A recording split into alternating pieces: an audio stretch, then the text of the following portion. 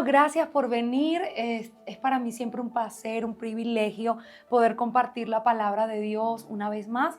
Y hemos estado haciendo una serie que se llama Las 3 llaves de la liberación.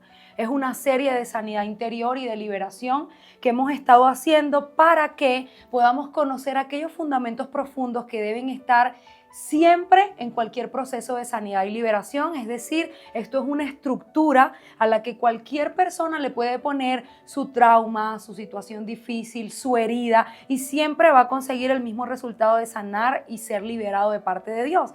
La primera llave de la cual hicimos referencia, y es la primera porque este correlativo lleva un orden de prelación, es decir, primero debe operar el perdón para que pueda venir el arrepentimiento, y la tercera llave sería la confesión.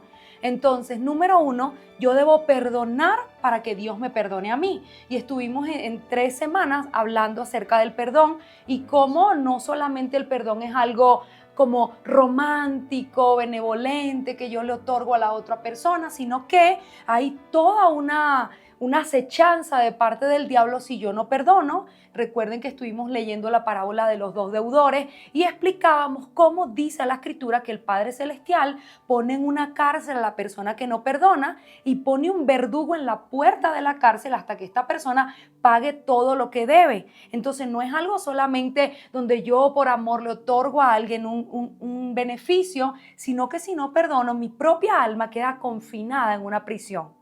Entonces esto hace que el perdón sea mucho más allá de lo que hemos quizás concebido, sino que sea algo que nos beneficia de manera directa, pero también nos perjudica a nosotros si no extendemos el perdón, porque dice la Escritura todas estas cosas. Entonces, una vez que el perdón ha tenido cabida en mi corazón, porque el corazón usualmente está endurecido, él se convierte en una piedra a causa de las heridas, del dolor. Él comienza a hacerse indiferente y muchas veces comienza a escuchar la voz de Dios y se endurece. Por eso la Escritura dice, si oyes hoy mi voz, no endurezcas tu corazón. ¿Por qué? Porque la herida tiene la tendencia de hacer como un cobertor alrededor del corazón duro. Y eso hace que la luz de Dios no penetre. Entonces, cuando ya perdonamos, empieza como ese antídoto a la infección, comienza como ese antibiótico a sanar esa herida. Perdonamos, pero lo que hicimos fue abrir como la cavidad, ¿no? Como cuando hay una llaga profunda o esto que se inflama y lleva por dentro materia y pus. Lo primero que hicimos fue abrir. Eso es lo que hace el perdón. Pero cuando abrimos eso, nos damos cuenta que hay muchísimas cosas que están mal, pero tenemos por lo menos la capacidad ahora de mirar dentro de la herida. Antes eso ni siquiera era posible porque el perdón hacía que se consiguiera una indiferencia absoluta. Sin embargo, cuando vamos a ver la segunda llave, que este servicio se llama el arrepentimiento o esta enseñanza, que es la segunda llave, nos damos cuenta que una vez que se produce el perdón, viene una convicción a mi corazón. Por eso confesión va después de arrepentimiento, porque lo primero que pasa es algo interno. Antes de que yo pueda expresar algo, confesar algo, antes de que yo pueda decir algo, yo tengo que hacer un escrutinio minucioso de mi comportamiento. Debo analizar de una manera bien detallada cómo me he comportado, las cosas que he hecho, que antes del perdón esto a veces no es posible porque la conciencia queda entenebrecida, de tal manera que el ser humano ni lo ve, ni lo entiende, ni le importa. Comienza a ser sensible a las cosas de Dios cuando el perdón tiene cabida. Y ahí empiezo a escudriñar mi conducta y empiezo a ir más allá del simple recuerdo que tengo de la herida. Entonces la Escritura dice, la ley convierte el alma. Y empezamos a leer la palabra de Dios y empezamos a ver en ese espejo todo lo que he estado haciendo mal. Y comienza el arrepentimiento a tener cabida dentro de mí, porque empiezo a darme cuenta que ciertamente he quebrantado ciertas cosas. Pero los derechos legales, o lo que Colosenses llama las actas contrarias, no son más que delitos, que pecados, transgresiones que están dentro de la ley de Dios. Entonces los primeros libros de la Biblia suelen estar llenos de leyes, de cosas que Dios diga no hagas. Por ejemplo, el adulterio, no mates, no robes, todo eso, cuando yo lo quebranto, el pecado tiene cabida dentro de mí. Entonces, el Señor quiere que se produzca un arrepentimiento. Vamos a ver lo que significa arrepentimiento en la raíz hebrea. Significa suspirar, respirar profundamente y lamentarse. Cuando usted respira de manera consciente, si usted se da cuenta ahora mismo, todos respiramos como a medias. Y estamos ahí como a medias. Pero si queremos respirar profundamente, esto tiene que ser un acto consciente. Inténtelo. No hay forma de que el aire entre de esa manera, a menos que usted o bostece o suspire o lo haga de una manera consciente, queriendo respirar así. Porque de resto, el ser humano va a medias. Una respiración que le permite hablar, que le permite caminar, moverse, es a media. Pero dice la Escritura que en el hebreo arrepentirse significa suspirar o respirar profundamente y después de esto lamentarse. ¿Usted ha visto a alguien que está pensando profundo y de repente suspira y el otro le dice, ¿y ese suspiro? Bueno, eso es una convicción de ese pensamiento, un análisis real y profundo y voluntario de ese pensamiento. Esa persona está haciendo una introspección de algo y por eso soltó ese suspiro. Entonces eso me pareció tremendo porque quiere decir que el arrepentimiento no es algo que hacemos corriendo, no es algo que hacemos, sí, yo me arrepiento, arrepiéntanse. Usted ha visto esos que andan con esos parlantes por ahí gritando arrepiéntanse. Bueno, ellos tienen un fundamento escritural que vamos a ver hoy tremendo y sine qua non, es decir, indispensable para que se cumpla la voluntad de Dios en una vida. Por eso lo hace, porque entienden lo profundo. Pero eso no pasa de esa manera. Uno no se arrepiente porque el otro te grite arrepiéntete. Uno se arrepiente porque entendió que algo hizo mal, entendió que algo quebrantó. Y a veces hacemos cosas por ignorancia porque no sabemos que estaban mal. De verdad, hay cosas que nos han enseñado que pensamos que están bien. Pero hoy vamos a descubrir cómo es este arrepentimiento. Además de ser profundo y voluntario, en el griego significa metanoia. Y metanoia quiere decir una compunción por la culpa. Metanoia quiere decir también una revisión de la decisión que he tomado. Y quiere decir un cambio de dirección. O sea, ahí yo voy a revisar mi conducta. Y la conciencia ayuda mucho en el tema del arrepentimiento. Porque la conciencia muchas veces te dice, creo que eso no lo hiciste bien. Creo que fuiste muy grosera o muy mal, o en el caso de los hombres, o muy patán, o muy machista. Creo que fuiste muy áspero, o quizás cualquier otra cosa. La conciencia te dice, lo que pasa es que cuando no hay una convicción de querer cambiar de decisión o querer cambiar de dirección, pues ignoramos la conciencia. Pero ella hace su trabajo porque para eso está puesta por Dios. Entonces hay una revisión de la decisión que tomé y posiblemente hay un cambio de voluntad. Eso pasa cuando hay arrepentimiento. Un cambio de dirección, ¿qué significa? Que yo iba hacia allá, mi voluntad completa, y cuando me arrepentí, cambié de dirección completamente. Por eso usted ve que hay personas que han sido tocadas por Dios y la gente dice, bueno, pero este era drogadicto, ella era una prostituta y ahora entonces los evangélicos se convierten al Señor y ya, o sea, ahora cambian de actitud. Claro, porque hubo un cambio de dirección y la conducta que esta persona siempre tuvo y las cosas que le parecían buenas y aceptables, pues ya no lo son. Pero hay una diferencia grandísima entre el remordimiento y el arrepentimiento. Cuando una persona tiene remordimiento por lo que ha hecho, siente un pesar, siente también una culpa, pero vuelve a hacer lo que hizo mal. Y tú ves esas personas que van una y otra vez y te piden perdón por algo y vuelven y lo hacen y lo hacen y lo hacen, porque no hay una convicción profunda de ese pecado y no hay un deseo voluntario de querer cambiar de rumbo. Cuando una persona está realmente arrepentida, cambia de dirección.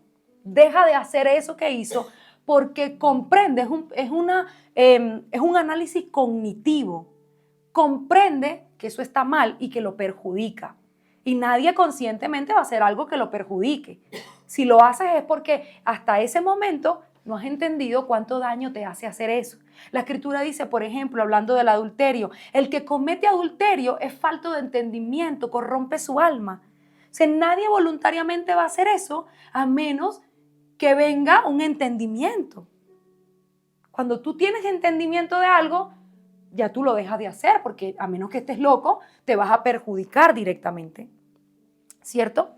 Entonces, también esta palabra metanoia, que es el arrepentimiento como tal en griego, está compuesta de dos palabras que significa meta, que quiere decir más allá, y nous o noia, que quiere decir de la mente. Se va más allá de la mente, más allá de la comprensión. Esto es algo más allá de lo humano. Y tiene varias palabras clave esta definición, como considerar, captar, prestar atención, entender y observar. Todo esto y lo que vamos a ver hoy es el fundamento estructural del arrepentimiento. Y la semana que viene vamos a ver ya un personaje en acción de cómo actuó con el arrepentimiento para que podamos ver cómo él opera. Pero hoy vamos a ver, tal como hicimos con el perdón, la parte estructural del arrepentimiento, para que cuando desde hoy leamos la palabra arrepentimiento entendamos todo lo que está detrás de ella y por qué Dios mismo quiere que nosotros hagamos esto. Vamos a leer 2 Corintios 7, 10. La tengo en la Reina Valera y en la Nueva Traducción Viviente para que podamos comprender un poco más. Dice, porque la tristeza que es según Dios produce arrepentimiento para salvación, de que no hay que arrepentirse. Pero la tristeza del mundo produce muerte.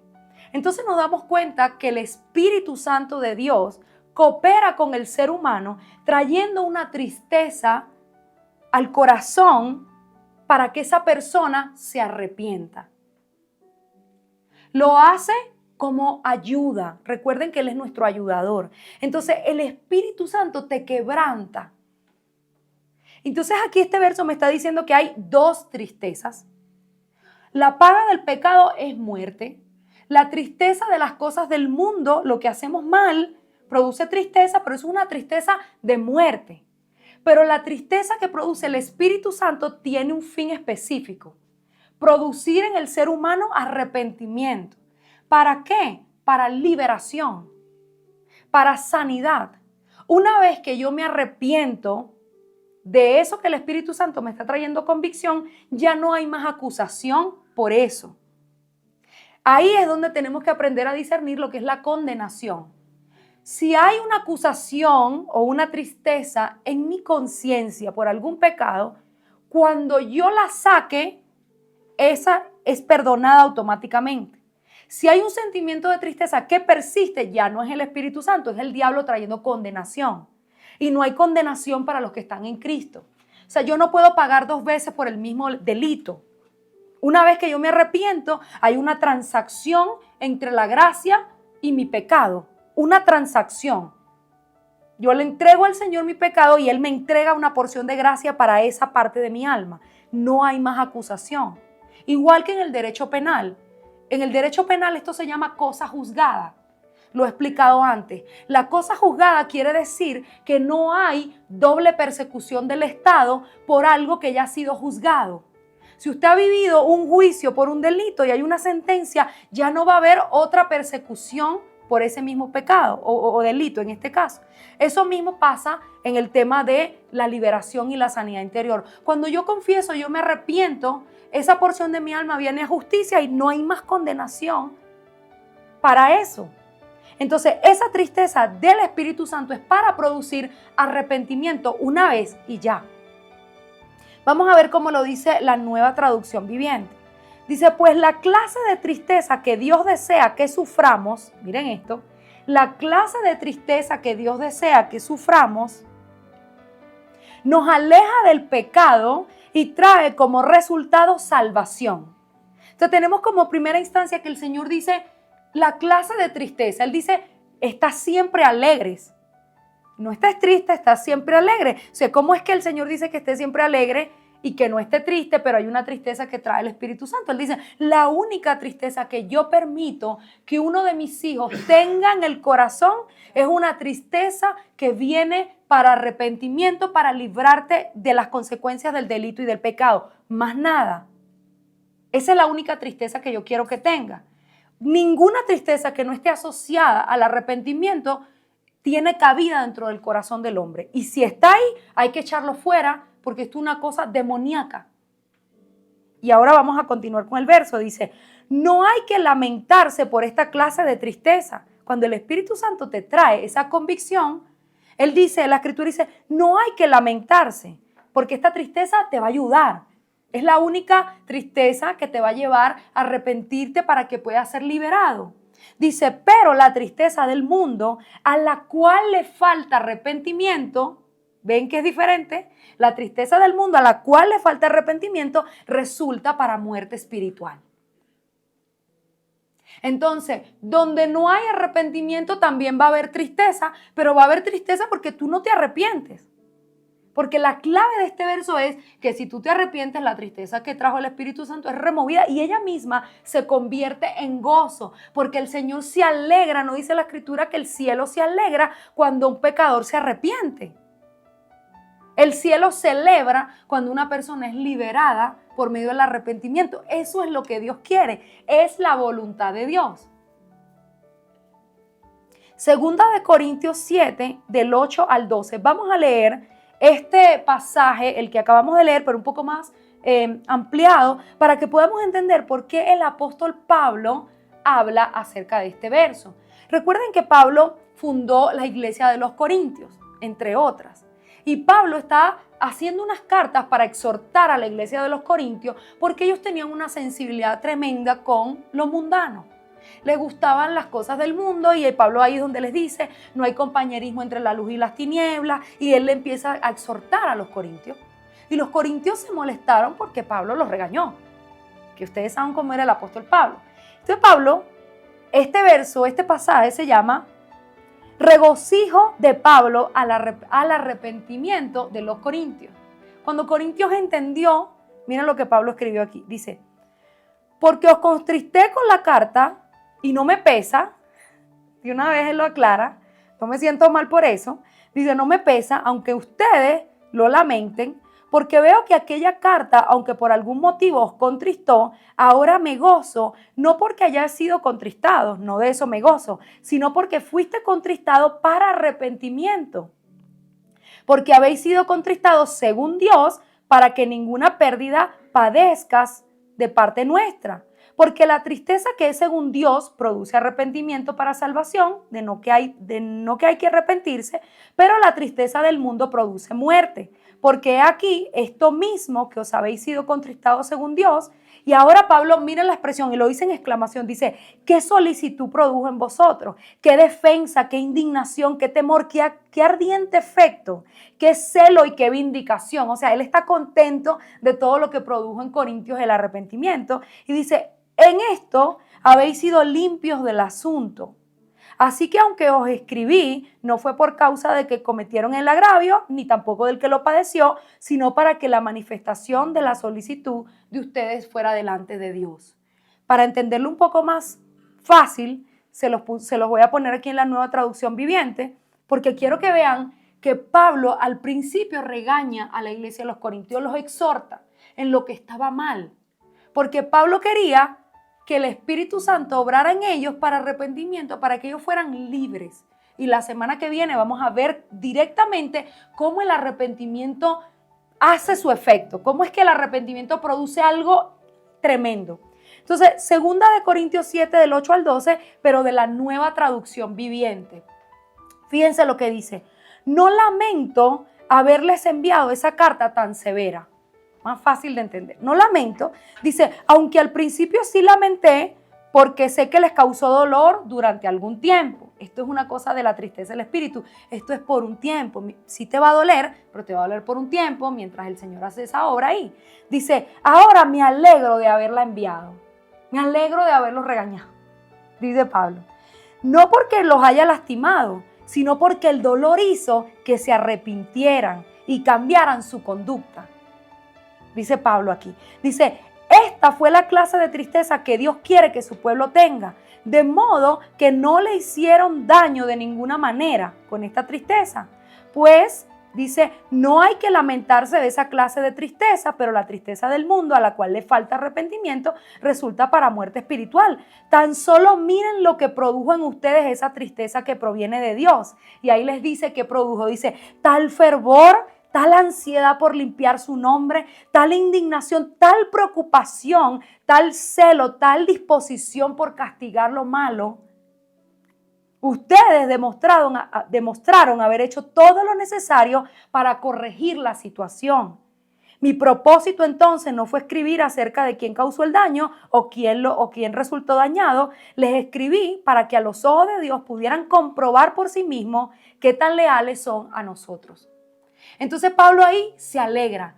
Por eso el capítulo se llama así. Pablo se gozó de ver que la exhortación, porque esa exhortación cuando es real, no cuando trae maldad, no cuando trae superioridad o cuando trae humillar al otro, sino cuando es de Dios, produce algo glorioso en el corazón del otro. Es una ayuda real cuando una persona te dice lo que estás haciendo mal. Porque el adulador tiene muchos amigos al principio. Porque el adulador, aunque ve las cosas malas, te las celebra. Pero eso te va a llevar a destrucción. Pero ¿saben qué vale muchísimo en el tema de sanidad y liberación? Cuando una persona te habla del derecho legal que Satanás tiene contra ti. Porque esto es todo un tema profundo en Dios. Se necesita discernimiento de espíritu para poder entender qué es lo que está operando. Porque ahora yo digo, ok, la segunda llave de la liberación en Dios es el arrepentimiento. Pero ¿de qué me arrepiento si no sé? Cuando usted conoce a Dios al principio, usted dice, yo me arrepiento de todos mis pecados, Señor, perdóname, tú eres mi sanador y salvador.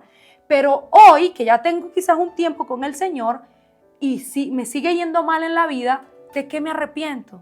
No sé. Vale muchísimo cuando por medio del don profético una persona te dice, este es el derecho legal. ¿Y por qué digo del don profético? La escritura dice que cuando veían que Elías venía, le decían, ¿a qué has venido, profeta? ¿A hacer memoria de mis iniquidades?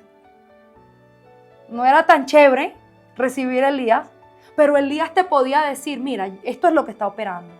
Esto fue lo que quebrantaste. Ahora, yo les voy a enseñar una forma espiritual de que ustedes mismos puedan llegar a entender de qué me tengo que arrepentir. Porque siempre he dicho esto, si yo dependo de un ministro, estoy en esclavitud.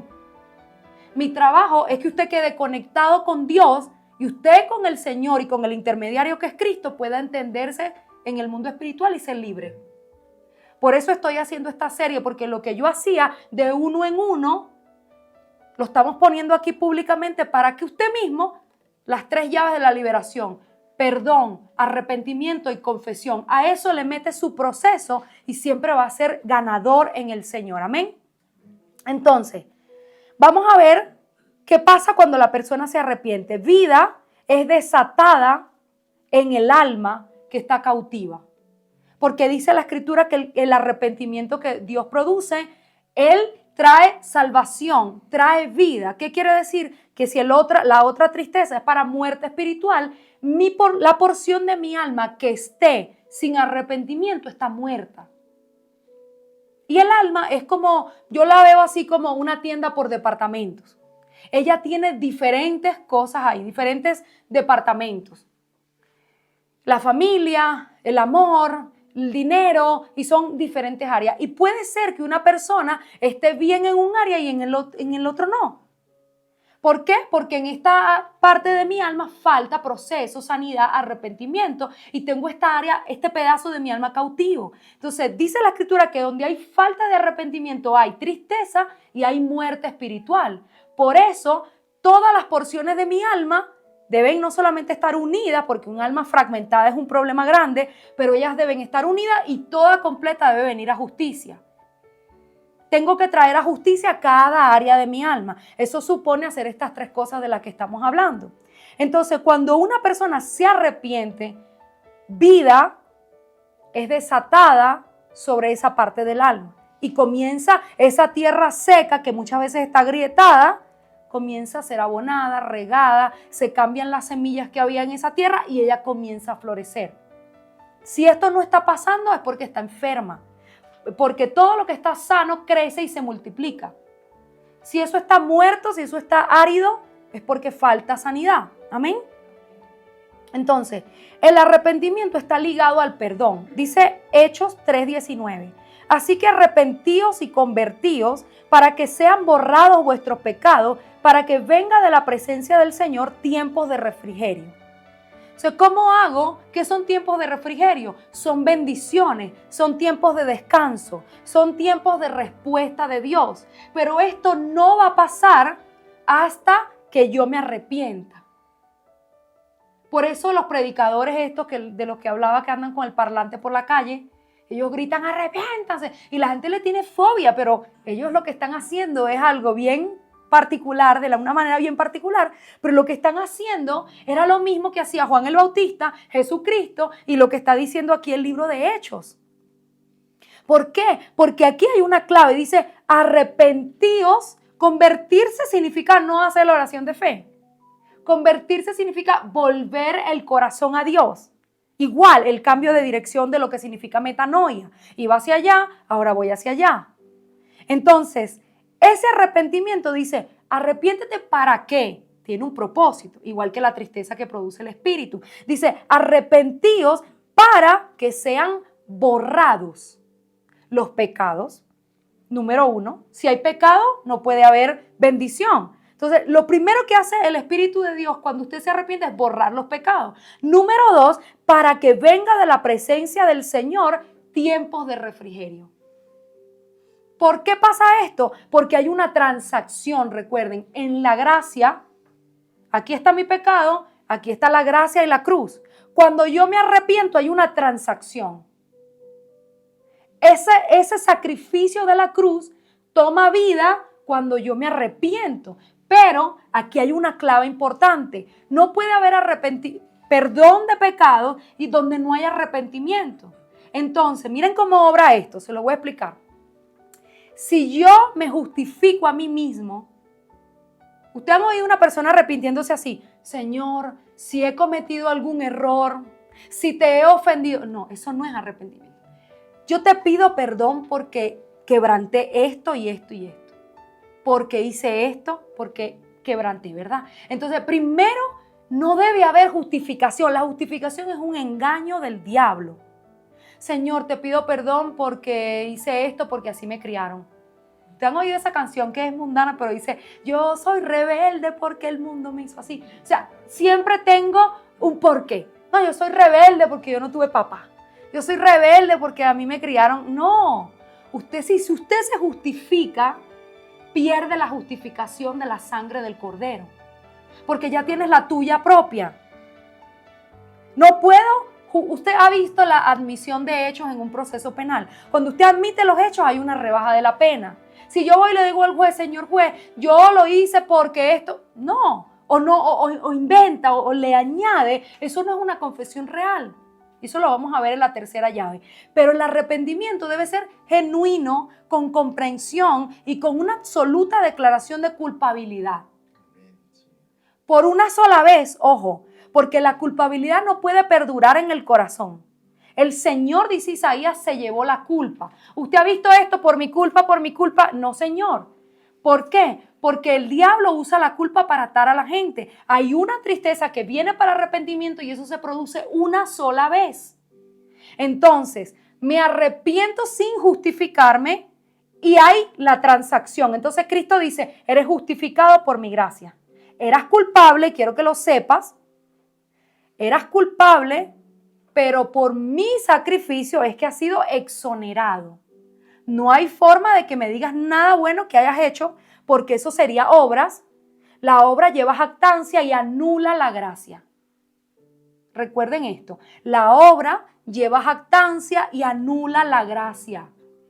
Entonces yo no puedo venir delante del trono de la gracia a hablar de mi justificación por haber hecho lo que hice mal. Tiene que haber una convicción absoluta de culpa. Señor, pequé contra el cielo, pequé contra ti.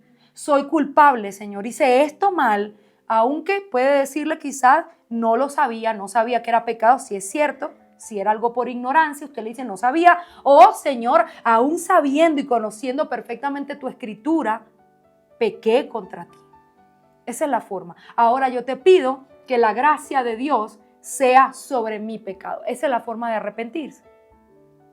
Ok, entonces esto va a traer como consecuencia tiempos de refrigerio. Va a traer una manifestación de Dios en esa área porque el cielo se regocija. ¿Sabe por qué el cielo se regocija cuando un pecador se arrepiente? Porque eso quiere decir que lo que Cristo hizo valió la pena para ti. Y el cielo dice, el Salvador no murió en vano. El Salvador sufrió toda esa muerte dolorosa y por lo menos para ti eso valió para algo. Y por eso es que el cielo se alegra de decir, nuestro Creador envió su Hijo y su Hijo no sufrió en vano. Cuando una persona se arrepiente hay una transacción, recuerden siempre eso. Entonces, no puede haber gracia sin arrepentimiento. Marcos 1:4. Bautizaba Juan en el desierto y predicaba el bautismo de arrepentimiento para perdón de pecados. El bautizo es un acto público y profético de fe, es una declaración de fe. Por eso no se puede hacer un bautizo a un bebé, porque ese bebé no está declarando su convicción. Cuando una persona se bautiza, Cristo fue bautizado a los 30 años. Y dice la Escritura que cuando el Padre, cuando Él es metido en las aguas por Juan el Bautista y sale del agua, la Escritura, el Evangelio dice, el cielo se abrió y el Padre declaró, tú eres mi Hijo amado en quien tengo complacencia. Esto es lo que le sucede a cualquier persona que se bautiza. ¿Por qué? Porque el bautizo es para arrepentimiento de obras muertas, dice la misma palabra. El bautizo de arrepentimiento lo llama 4 o 5 veces la Escritura. ¿Por qué bautizo de arrepentimiento? Porque en ese bautizo yo declaro haberme arrepentido, y ya saben que arrepentimiento tiene que ser consciente, voluntario, escudriñado, de un escrutinio profundo. No puede haber un bautizo si esa persona no tiene una convicción de pecado. Eso no va a surtir el efecto que debería surtir. Porque eso es una cosa gloriosa y majestuosa. Tanto que miren cómo la Escritura narra el bautizo de Jesucristo. Entonces Juan iba bautizando en arrepentimiento. ¿Usted cree en Dios? Sí. ¿Cree en Jesucristo? Sí. ¿Cree que fue levantado entre los muertos? Le pregunta todo, ¿verdad? Hoy hacemos eso. En el tiempo de Juan el Bautista, Cristo estaba ahí en carne y hueso. ¿Crees que Él es el Mesías, el enviado, el Hijo de Dios? ¿El Cristo? Sí. Entonces era bautizado y se arrepentía la persona de las obras muertas, de quebrantar todo Levítico, Deuteronomio, todo eso que ellos ya conocían, porque los judíos ya tenían todas esas leyes. ¿Se arrepiente? Sí. Entonces va a las aguas y sube justificado. En el momento del evangelio, pues no teníamos todo el sacrificio porque eso iba a pasar. Jesús lo estaba anunciando. Hoy en día sí hacemos que la persona, primero le explicamos quién es Jesús. Usted no puede ser bautizado si usted no sabe quién es Jesucristo. Le preguntamos, le enseñamos. Y hay una cantidad de cosas que son fundamentos del bautizo. No lo vamos a tocar hoy, pero sí quiero que sepan que el bautizo se llama bautizo de arrepentimiento. Ese es el nombre real del bautizo. El arrepentimiento es un fruto. Por lo tanto, no es una cosa que se da en un día. Dice la Escritura, Mateo 3:8. Haced pues frutos dignos de arrepentimiento.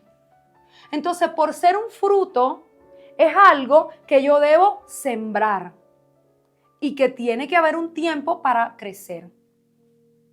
Bueno, yo me voy a casar con este fulano y este fulano ya recibió a Cristo y fue a la iglesia hoy. ¿Qué le parece a usted eso? ¿Y los frutos dignos de arrepentimiento? El fruto tiene que crecer. No, yo le prediqué a esta doncella y me la llevé para la iglesia. Y ella dice que cree en Dios. Hay que esperar que el fruto de esa doncella crezca para ver su convicción. Entonces, es un fruto y debe ser sembrado. El arrepentimiento tiene mucho de muerte. ¿Por qué? Porque hay muchas cosas que nos gustan, que están ligadas a nuestra alma y que hay que arrancarlas. Y cuando usted se arrepiente y la deja morir, usted lo deja de hacer, ella se produce ahí como que la semilla se desintegró. Pero por ser un fruto, Yo debo esperar el crecimiento. Una persona hace una convicción de arrepentimiento y eso lo digo por el tema de la sanidad interior. Bueno, hoy le pedí perdón a Dios y me arrepentí. El Señor es soberano y en un día puede darle la gloria en esa área si Él quiere, porque Él es Dios, pero sepa que es un fruto. Entonces usted debe... van a pasar muchas cosas dentro de ese arrepentimiento. Va a venir el diablo con la misma tentación de lo que te arrepentiste exactamente y el Señor va a analizar, va a probar, ¿no?, el corazón. Si tú vuelves a mantenerte firme, si tú no caes, porque eso es un cambio de dirección y entonces el ataque del enemigo, él va a querer esclavizarte otra vez ahí porque sabe lo que hay detrás del arrepentimiento y entonces hay que tener paciencia para que ese fruto crezca. Entonces, aquí es donde está como la explicación de qué me tengo que arrepentir. Por ser un fruto, ¿verdad? El mundo espiritual, todo se maneja por siembra y cosecha. Esto es un principio bíblico. Todo lo que el hombre sembrare va a cosechar. Entonces, ¿cómo sé yo qué tengo que sacar, qué tengo que desplantar? La escritura dice: todo plantío que el Padre no sembró va a ser desarraigado. ¿Quién lo va a desarraigar? Yo. ¿Cómo? Por medio del arrepentimiento. Entonces, en los talleres de sanidad interior, lo que hacemos es que la persona tenga un tiempo para escribir en una hoja todos los frutos demoníacos consciente con lo que está luchando. Es sencillo porque si usted con sinceridad analiza el fruto, miren esto, la palabra dice: cada semilla da su fruto conforme a su género. Si yo estoy luchando con un género, quiere decir que el fruto está sembrado. ¿Cuáles son los géneros? Temor, pecado sexual, desprovisión, deuda, póngale el nombre que usted quiera. Es un fruto. Entonces hay una semilla de este mismo género sembrada en mi espíritu, porque ella sigue dando fruto, sigue dando fruto. Entonces tengo fácil que analizar mi propia vida. ¿Cuáles son los géneros que me persiguen, los que siempre están presentes y lo que yo misma quisiera cambiar de mí? Eso es un fruto. Entonces, la mentira del diablo es hacerle creer al ser humano que usted está viviendo eso por la culpa de otro. Mentira del diablo. Si usted lo está viviendo es porque está sembrado en su espíritu. El Señor escudriña el corazón para dar a cada quien conforme a sus caminos y a sus obras, no a los caminos y a las obras del de al lado. Entonces yo voy a saber cuáles son las semillas que tengo que desplantar analizando todas las cosas que no me gustan de mi propia vida y con lo que estoy luchando. Pobreza, deuda, enfermedad mental, póngale el nombre que usted quiera. Esos son semillas. Eso debo llevarlo al arrepentimiento y desplantarlo para poder plantar frutos dignos de arrepentimiento. Ahora, en el mundo espiritual hay otra cosa que pasa y esto también es así como un secreto. Nada en el mundo espiritual está vacío. Todo lo que oramos para que salga demoníaco, tenemos que orar por el género de parte de Dios para plantarlo. Les voy a dar un ejemplo. Cuando echamos fuera un espíritu o quebrantamos una maldición, oramos para que una semilla sea desplantada, el espacio no puede quedar vacío. Entonces, siempre les hablo de que el diablo copió todos los diseños de Dios. Él tiene una imitación para todas las cosas de Dios. Por eso siempre se las voy enseñando para que usted pueda hacer esto solo. Pero miren, por ejemplo, cuando yo quebranto orfandad, que es la maldición generacional de la enemistad paterna, cuando yo quebranto orfandad, yo tengo que clamar adopción, espíritu de adopción. ¿Por qué? Porque no puede quedar vacío ese lugar ahí. Saco orfandad, pongo adopción. Si yo voy a quebrantar lujuria, la lujuria es la copia, el facsímen del espíritu de amor. Cuando yo quebranto lujuria, que lujuria es deseo de los ojos, deseo de la carne, vanagloria de la vida, entonces yo echo fuera todo lo que tiene que ver con la lujuria y clamo para que ahora ese espíritu de amor, esa nueva semilla, sea plantada en ese lugar donde estaba la lujuria. ¿Me explico? Siempre usted tiene que leer la palabra y encontrar, Señor, si oro en contra de la adivinación, ¿cuál es la parte de Dios de la adivinación? La profecía. Entonces voy a echar fuera la adivinación y voy a clamar por el don profético.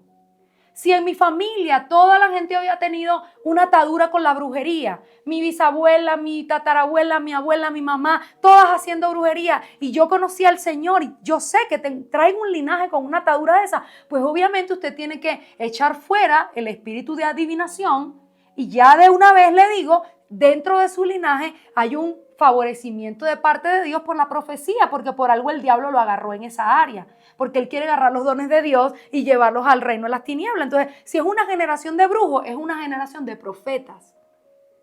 Entonces, ¿qué hago? Echo fuera la adivinación, quebranto la brujería, la hechicería, el ocultismo y clamo por lo legítimo que es la profecía. ¿Se entiende? Cuando quebranto algo demoníaco, tengo que preguntarle a Dios, ¿cuál es lo legítimo de esa semilla? Y entonces el plantío que el Padre nos sembró, el alma, es como si fuera un jardín. Arranqué todas estas semillas y planté todas las semillas nuevas. Pero hay otra estrategia. Esa es la parte espiritual. Hay otra estrategia. Usted ya no va a anotar todas las semillas demoníacas con las que está luchando. Ahora va a anotar todas las semillas que le gustaría tener en su vida. ¿Qué quiere tener? Amigos, amor, honra. ¿Qué le gustaría tener de parte de Dios? Entonces el sembrador salió a sembrar. Entonces ahora yo voy a ir con mi semilla y la voy a sembrar. Quiero tener muchos regalos el día de mi cumpleaños. Pues empiece a regalarle en el cumpleaños a los demás cuando cumpla. Todo lo que el hombre sembra es un principio espiritual. Nadie me ha querido nunca. Quiera usted a los demás. No tengo ni un amigo, muéstrese amigo. Nadie nunca me ha honrado, honre a los demás. No, o sea, todo es así en el mundo espiritual. Lo que pasa es que el diablo engaña con la calamidad. Yo voy a llorar el victimismo por la calamidad, por lo que me tocó vivir. No, el sembrador salió a sembrar de una manera intencional. Usted va a plantar las semillas que le gustaría recibir. Si tú te interesas por los demás, si tú tienes misericordia con los demás, otros van a tener misericordia contigo. Pero si a ti no te interesa el dolor de otro, cuando tú estés sufriendo, tampoco le va a interesar a nadie lo que a ti te pase. Entonces es un engaño que la amargura produce un aislamiento donde simplemente yo estoy triste y estoy afligido y así me quedo. Claro, porque no estás siendo inteligente en el mundo espiritual. Tienes que arrancar todas las semillas esas de maldad, de injusticia y comenzar a plantar semillas intencionales que a ti te gustaría recibir. El que da, recibe. No hay forma de que Dios quebrante sus principios bíblicos. El que da, recibe. Entonces, usted tiene la tarea de escribir todas las semillas que le gustaría recibir a usted. Las voy a anotar, las voy a hacer intencional y conscientes dentro de mi corazón. Voy a quitar los obstáculos que me impiden mostrarme de esa manera con otros y voy a comenzar a hacerlo. Para que usted vea que ese fruto, en el término del tiempo de esa semilla, va a crecer. Porque cada semilla, usted sabe que en la agricultura cada semilla tiene un tiempo. Usted siembra maíz, creo que tarda como 4 meses, 3 meses, y cada semilla tiene un tiempo en crecer. Entonces ahí ya eso es cuestión de cómo el Señor lo hará. Pero de que se lo garantiza, de que lo que usted siembre coseche, hasta en lo demoníaco es así. Amén. ¿Qué les va pareciendo? ¿Van aprendiendo? Bueno. Lucas 6, del 41 al 42.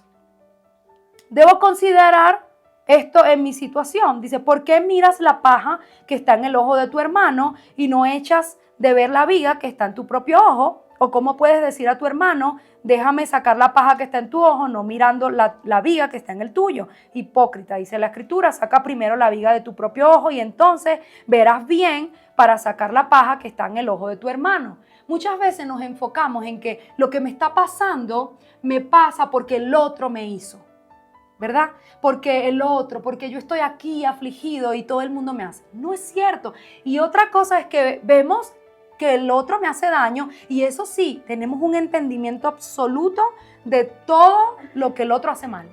Si preguntáramos aquí, dígame lo que su novia, su esposo, o sea, el más cercano, el papá, la mamá, hace mal, usted tiene la lista, pero sin necesidad de hacerla. Pero la suya le costaría muchas lágrimas, introspección, mucho silencio hacer la suya.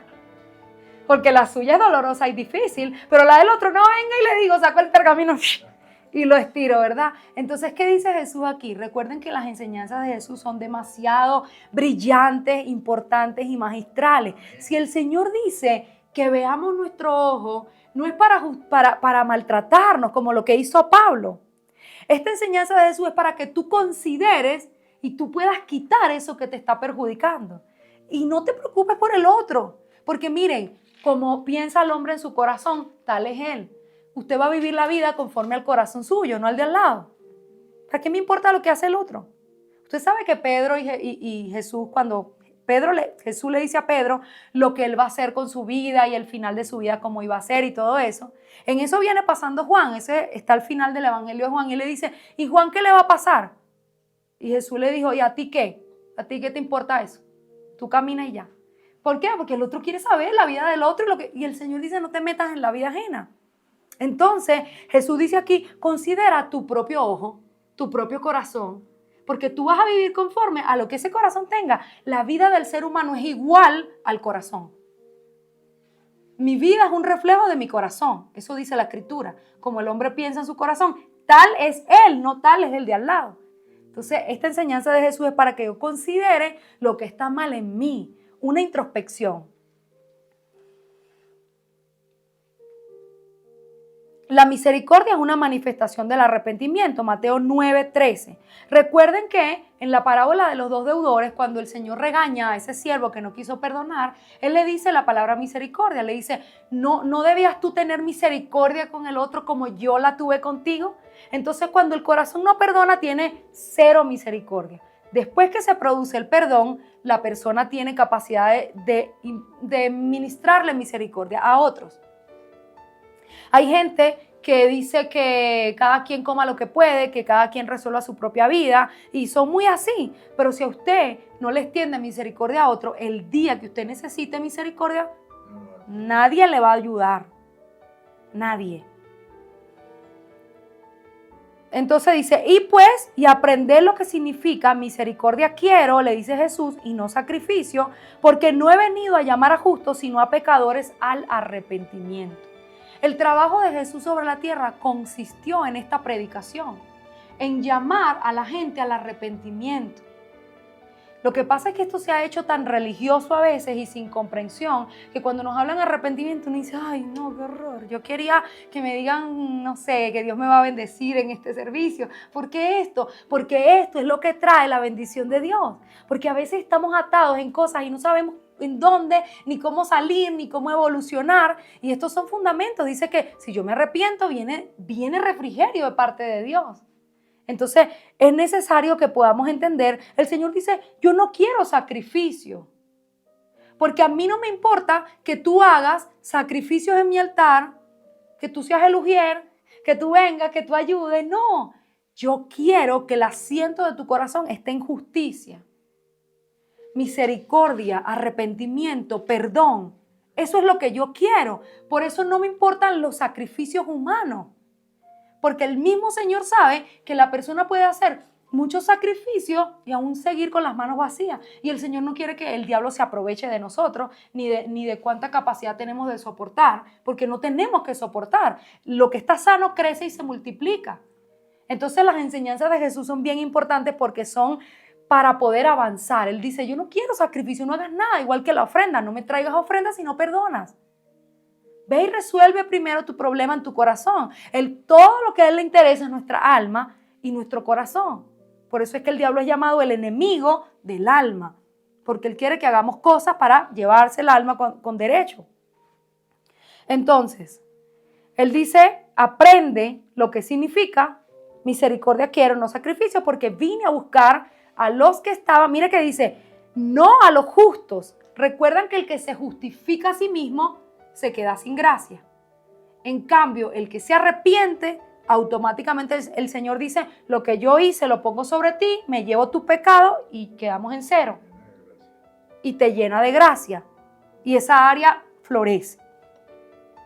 Romanos 2:4 dice, o no menosprecies la riqueza de su benignidad, de su paciencia y longanimidad, ignorando que su benignidad te guía al arrepentimiento.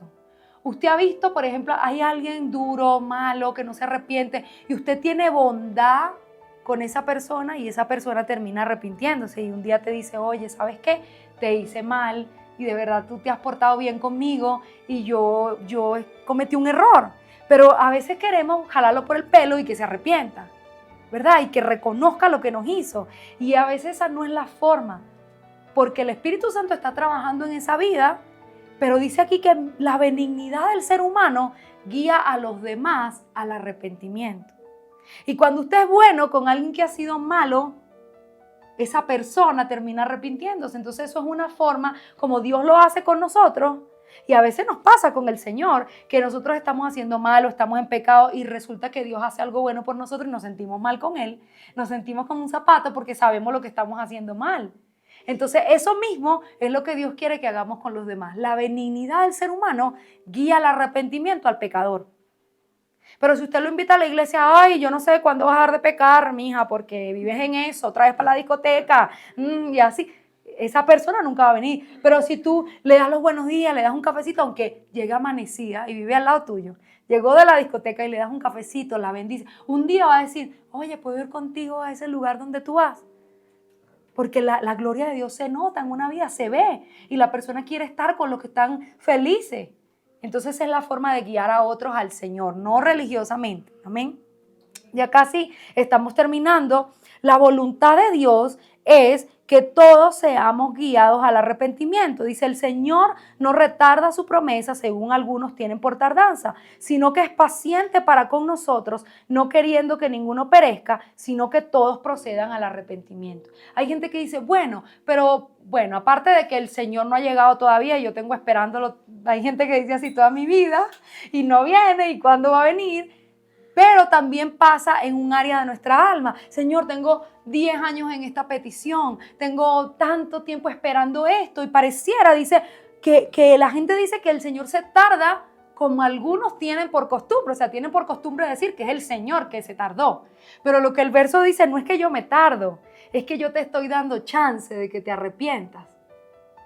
Porque esa es mi voluntad. Antes de yo ejecutar la sentencia del juicio, la consecuencia que viene por lo que estás haciendo, yo estoy retardando es el tiempo para que tú te arrepientas, para que la calamidad no venga. Eso es lo que estoy haciendo. Entonces, ¿hasta dónde voy a esperar? Hasta que tú te arrepientas. Pues cuando yo me arrepiento, vienen tiempos de refrigerio, de cualquier área. Mateo 4:17. ¿Qué predicaba Jesús? Otra vez vemos, dice, desde entonces comenzó Jesús a predicar y a decir, o sea, si el maestro fuese el que predica hoy, supongamos que hoy no estoy yo, llegaron y está Jesús. Él es el predicador. Qué tremendo, ¿verdad? Y Jesús dice, esta es mi predicación. El verso tiene 2 puntos. Quiere decir que esto era preciso lo que él hacía. Decía, arrepentíos porque el reino de los cielos se ha acercado. Y se va.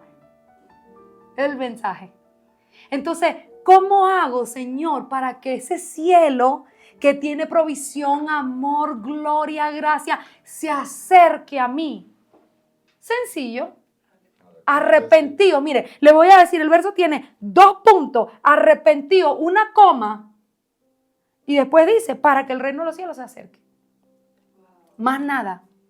Entonces el arrepentimiento es lo único que hace que el reino de los cielos se acerque a ti. Porque cuando tú no te arrepientes, la culpa está sobre ti. Es como si estuvieras infectado del mal, del diablo, de la iniquidad, del pecado. Y el Señor es santo, Él no puede estar ahí. Él eso lo mira de lejos, con dolor, pero lo mira de lejos. Pero cuando tú te arrepientes, Él ya puede venir a tener una comunión contigo. Y esto era lo que predicaba Jesús y eso era lo que también predicaba Juan el Bautista, que bautizaba para arrepentimiento. Entonces, ¿para qué Jesús quería que yo me arrepintiera? Porque ese es el consejo. ¿Usted cuántos de ustedes creen que Jesús los ama? Amén. Murió por amor. Entonces, su consejo, si usted le dijera hoy, Jesús, dame un consejo, su consejo es, arrepiéntete. Arrepiéntete para que el reino de los cielos, que tiene todas las provisiones habidas y por haber, se acerque a ti. Más nada. Segunda de Timoteo 2:25. Antes de hablar de este verso y de explicarles que el arrepentimiento es un don de Dios, recuerden a Esaú. La escritura dijo que Esaú se arrepintió y aunque procuró con lágrimas que le fuera restituida la bendición, no fue restituida. Entonces no juguemos con la gracia de Dios. ¿Por qué? Porque muchas veces tenemos esto como un deporte. Vamos y nos arrepentimos y volvemos y sí y no y sí y no. Y a veces llega un momento donde la puerta se cerró y ya vino el juicio. Entonces, ciertamente el Señor dice, si hay una persona que te pide perdón una y otra vez y se arrepiente una y otra vez, perdónalo. Y Dios mismo dice ese consejo porque Él es así. Pero Esaú nos muestra, su ejemplo nos muestra que a veces el tiempo se acabó. El reloj dijo hasta aquí y no hay más chance para jugar con el corazón del otro pidiendo una y otra vez perdón por lo mismo. Eso para saber que no tenemos libertad para jugar con la gracia, aunque es 1000 veces mejor que si usted tiene una atadura muy grande y todos los días cae, arrepiéntase todos los días, por lo menos. Pero no lo haga de una manera religiosa, como que eso que dicen acá, no me acuerdo cómo es que es, el que reza y empata, algo así. Yo lo he escuchado, pero no me acuerdo. ¿Cómo? El que empata. Ese, el que peca y reza empata. Yo dije, no, ¿por qué? Porque usted no puede jugar con eso. Porque puede haber un momento donde no hay más oportunidad. Se acabó. Esa mujer le dijo, no te voy a perdonar más. O pasó algo, el jefe te dijo, ya me cansé de que llegues tarde, te perdoné todo el año, o qué sé yo, cualquier oportunidad. Y a veces no vuelve. Por eso Esaú lloraba.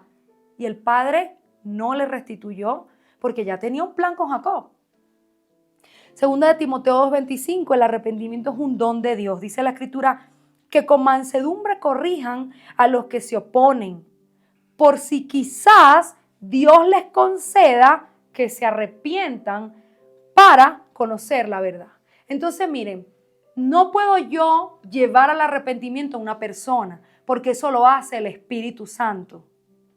El Espíritu Santo es el que convence de justicia, pecado y juicio. Ese es su trabajo.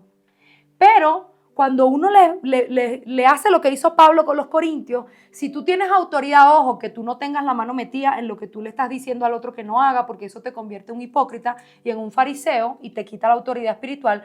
Pero si tú estás puesto ahí para exhortar, tienes que tener paciencia. ¿Por qué? Porque dice aquí, si quizás Dios les conceda que se arrepientan. Entonces, ¿qué oramos para una persona que está completamente en pecado? Señor, concédele el don del arrepentimiento, como me lo concediste a mí en esta área o en esta otra. Más si usted ha sido sanado, liberado de algo específico. Supongamos una persona que era atada a las deudas y hoy está libre de deudas y quiere orar por otro. Señor, como tú me concediste a mí el don de arrepentirme por esto, yo oro para que lo que hiciste en mí sea impartido en el otro, pero nunca con juicio y con condenación, porque esa área de esa persona que no se arrepiente está en tiniebla. La persona no entiende y no ha sido como dotado de ese don para que Dios pueda sanarlo, liberarlo. Entonces, el arrepentimiento es un don glorioso de Dios.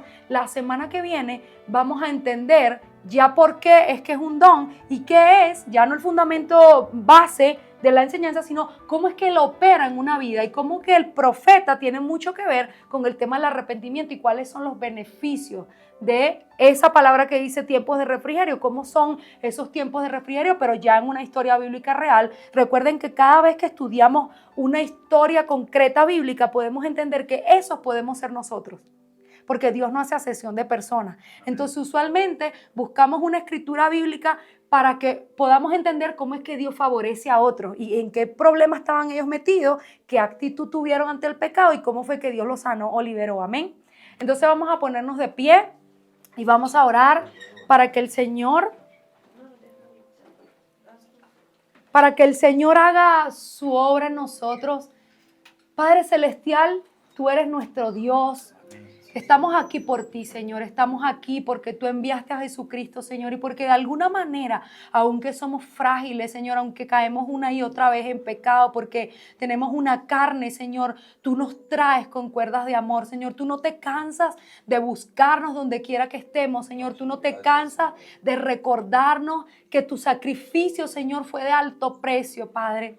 Así que hoy te damos gracias, Señor, por la oportunidad que tenemos de escuchar tu palabra, por la oportunidad que tenemos, Señor, Señor, de estar en armonía unos con otros, Señor, sabiendo, Padre Celestial, que tú envías bendición y vida eterna, Señor, donde dos o más están reunidos en tu nombre. Padre, hoy te pedimos, Señor, en el nombre de Jesús de Nazaret, que una convicción profunda de arrepentimiento, Señor, un discernimiento sobrenatural venga sobre nuestros corazones, Señor, de una manera más allá de nuestra mente, produciendo una metanoia, Señor, un cambio, una transformación que pueda ser visible, Señor, en el mundo físico, no solamente dentro de nuestro ser, sino que sea tan brillante como la luz del mediodía, Señor, que todos puedan ver que hemos sido redimidos, Padre, que hemos sido sanados, Señor, porque tus hijos no están en vergüenza, eso es lo que tú dices, Señor. Así que en el nombre de Jesucristo oramos para que cada semilla, Señor, demoníaca, cada plantío inmundo, Señor, que Satanás ha plantado en nuestro corazón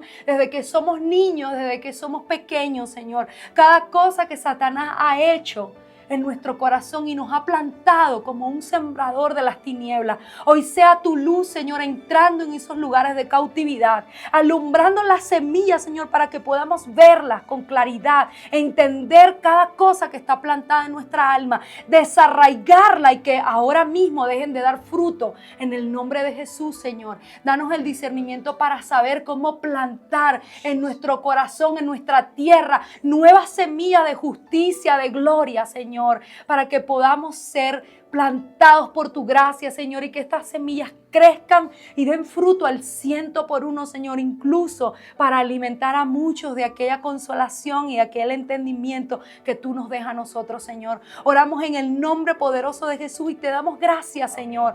En el nombre de Jesús, amén y amén.